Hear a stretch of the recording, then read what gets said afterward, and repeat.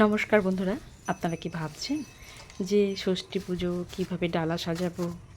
তো এটা খুব সহজে একটা ডালা সাজানোর পদ্ধতি। তো এইভাবে ডালা সাজালে খুব সহজেই তাড়াতাড়ি ডালাটা সাজানো হয়ে যায়। তো সেই জন্য প্রথমে আমি ডালাটা যেটাতে আমি দেবো আর কি, আমি প্লাস্টিকের ডালা নিয়েছি। আপনারা চাইলে বেতেরও ডালা নিতে পারেন বা বাঁশের ডালা নিতে পারেন।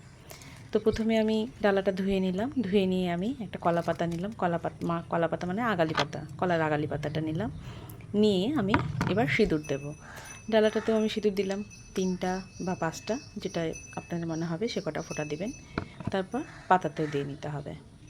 পাতাতে এইভাবে 3টা বা 5টা, যেটা মনে হবে, যে কটা মনে হবে 3টা 5টা বা 7টা ফোঁটা আপনারা দিয়ে নেবেন। দিয়ে নিয়ে এইভাবে দিয়ে দেবেন। দিয়ে তারপর ফলগুলো ধুয়ে নিতে হবে।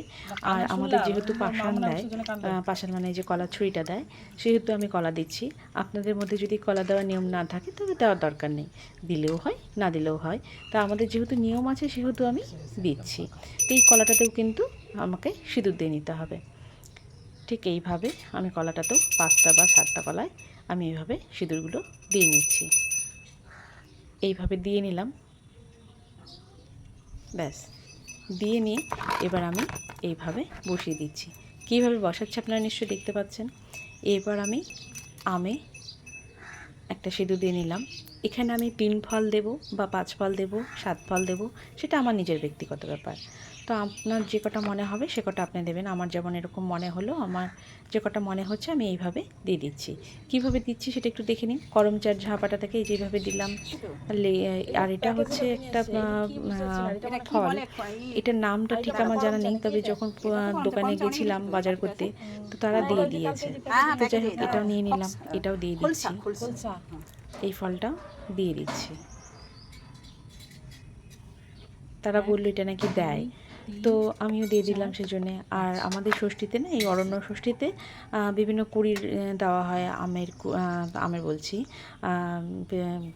পেয়ারার কুড়ি, তারপর হচ্ছে জামের কুড়ি দেওয়া হয়। তো সেগুলোও দেওয়া যায়। আর এখানে আমি নিয়ে নিলাম, এবার হচ্ছে পশুপত্রটা সাজিয়ে নিয়েছি। আর এইদিকে দেখুন বিভিন্ন রকম মিষ্টি, দই, ক্ষীর, সেটা নিয়ে নিয়েছি। আর এইদিকে যেটা আর একটা বড় কাজ করতে হয় সেটা হচ্ছে, ষষ্ঠীতে আমরা তো জানি সুতো বাঁধতে হয়। এই সুতোটা কিন্তু হলুদ দিয়ে বাঁধতে হয়। হলুদটা কিন্তু এমনি এমনি সাধারণ হলুদ স্বাভাবিকভাবে দিলেই হবে না, হলুদের মধ্যে একটু তেল দিয়ে দিতে হবে। তেল দিয়ে যতটা হচ্ছে সুতোটা দেব ততটা আমি সুতো নিয়ে নিব। আর আমাদের না আর একটা জিনিস করতে হয়, সেটা হচ্ছে এই হলুদ দিয়েই তুলো দিয়ে শাখা বানাতে হয়।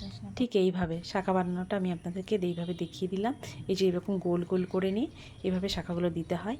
এবার আমি নিয়ে নিচ্ছি সুতো, যতটা সুতো দরকার, মানে যতটা সুতো নিজেদের লাগবে পরিবারের সকলের জন্য, ততটা সুতো এইভাবে পেঁচিয়ে নিয়ে এইভাবে হলুদ দিয়ে তেল হলুদ এইভাবে মাখিয়ে নিয়ে ডালাতে দিয়ে দিতে হয়। তো এইভাবে আমি মাখিয়ে নিলাম। কেমন লাগলো?